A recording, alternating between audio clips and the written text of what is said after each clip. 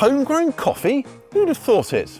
Like everyone, I love my morning cup of joe. It fires me up, ready to tackle whatever the day might bring. But come afternoon, it's time to switch to an altogether gentler and caffeine-free alternative. Now, teas are fab, but they don't offer that same hug-in-the-mouth depth that a good coffee does. And decaf coffees, pah! But there is a surprising alternative. Roots with an uncanny resemblance to coffee. And the best bit is you can grow them yourself. And here's the first of our two roots we will be looking at today, chicory. Chicory is related to dandelion, our second root crop. And like dandelion, it produces a lovely long taproot, and it's this we'll be making our coffee from. Chicory grows wild in many regions and is easily identified during the growing season by its really pretty blue flowers, and in the winter by the remains of its flower stalks here. Now, chicory is incredibly drought resistant and very easy to grow, which makes it a fantastic no-fuss option for feeding livestock. Let's dig one of these up so I can show you the business end that's the root. Now, they produce fairly deep taproots, so I would suggest just working around it with a fork. Actually, a border fork might be better than a hand fork, just to kind of really loosen the soil around it so the taproot comes away without snapping. Right, and there we are, we've got a lovely root there. Now, obviously it goes without saying, do ask permission before digging up chicory from someone else's land, or even better, grow it yourself. And I will be showing exactly how later on in the video. And there we go, we've got quite a reasonable haul of roots. Now let's just give them a clean off, starting with a bit of a spray to get the worst of the mud off. Right, with the worst of the mud cleared off, I'm just going to swish swash them back and forth in a bucket of clean water now. And there are a few bits where the mud is kind of ingrained, so I'm just going to go in with a brush to give it a good scrub so it's perfectly clean, because we don't really want to be drinking mud. There we go, and finally I'll just give them a quick blast spray to finish them off. I find it easier to wash the roots if I've got some of the old foliage to grab hold of as I do it. But now we've done that, we've got our clean roots, I'm just going to cut off all the foliage to leave just the roots. The next step is to dry and then roast our roots. But before I do that, I'm just going to kind of skim off these kind of really wiry bits of root like that, because they might burn and then we'll get a sort of, maybe a sort of nasty bit of flavour. So just tidy them up first. And now I'm going to slice them really, really thinly, about 1 to 2 millimeters, or oh gosh, 1/10 of an inch kind of thin. And that will ensure that I get a nice, consistent, even dry. And that's the next step in our process. We've got two ways to dry our roots. The easiest is to use a dehydrator like this. Just spread them out onto the mesh tray in a single layer, and then dry them at quite a hot temperature until they're really shriveled up into tiny pieces, and we'll see that shortly. The other option is to put them in a baking tray, pop them into the oven to a low temperature, I would say about 200 Fahrenheit or 90 degrees Celsius, and they'll stay in there for about an hour or two, but just give the tray they're in a little shake every 15 minutes to get an even dry. Okay, these have been dehydrating overnight, and now you can see they're absolutely shriveled up and nice and crispy. So these guys are ready to roast.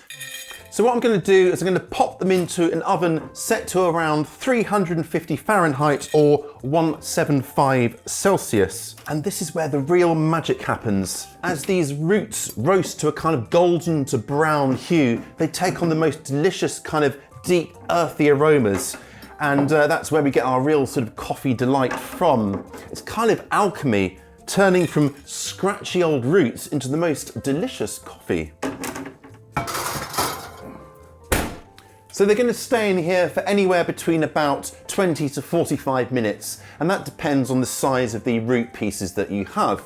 Now do check on them from time to time, give them a little bit of a shake, especially once you start to smell that roast, and they are good to come out once they're part golden, part browned. With the roots all roasted and cooled, it's now grind time. Just pop them into your grinder and whiz them up.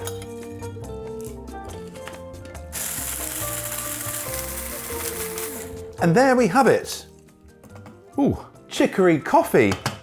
Now this can be used exactly the same way as normal coffee in a French press or cafetiere, any sort of coffee maker really. And look, it looks almost identical to it as well. And we'll be comparing this side by side with our dandelion coffee shortly. Which will taste better? Well, we'll find out. Dandelions need little introduction. Now this is one of our most prevalent weeds, and I say weeds in quote marks because this is actually a really rather wonderful wildflower.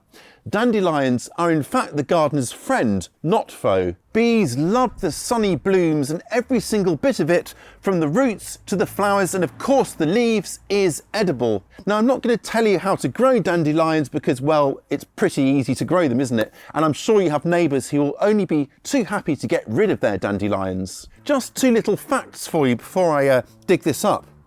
Did you know that Victorian aristocrats loved dandelions so much they would grow it as a separate salad crop? Imagine that, this humble lawnweed. And also, the word dandelion comes from the French dandelion, which means lion's teeth. And if you look at these sort of scalloped edges to the leaf, you can see how it got its name. Digging them out is exactly the same as for chicory. If you're digging them out from a lawn though, you might want to use something a bit like this sort of weeding tool so you're not digging up the whole lawn, but a fork is genuinely easier. And then it's exactly the same as our chicory. It needs to be washed, then dried, roasted and ground. And it's the same temperature as before, so that's 350 Fahrenheit or 175 Celsius for 20 to 45 minutes. Dandelion roots really tend to be quite small, scraggly little things, so you'll need to dig up quite a few of them to get a decent amount of root. I tell you what, one thing I'm noticing as I'm roasting these roots off is an incredible sweet smell coming from the oven. It's a bit like kind of chocolate brownies or chocolate cake. Absolutely irresistible.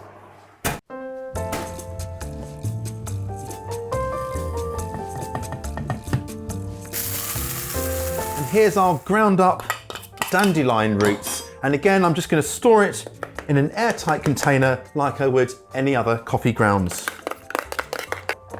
Before we get on and try our coffees, and I'm very, very excited about that, let me first show you how easy it is to grow chicory.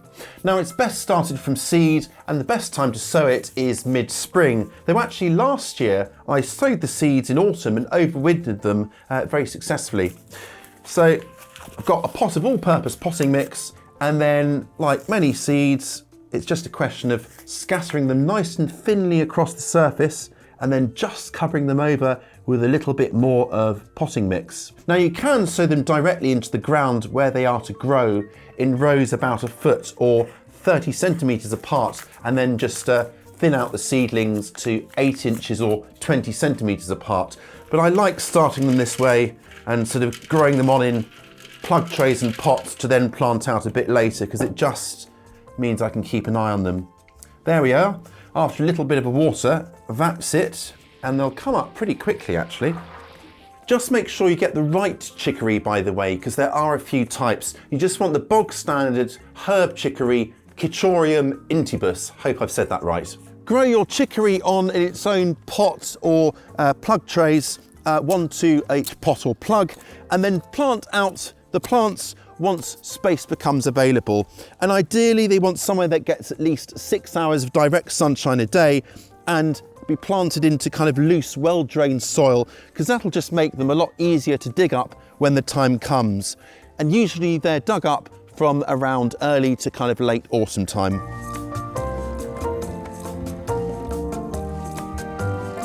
And there we go, I prepared both of my coffees using my little coffee maker. Now I've got chicory coffee here and dandelion coffee here.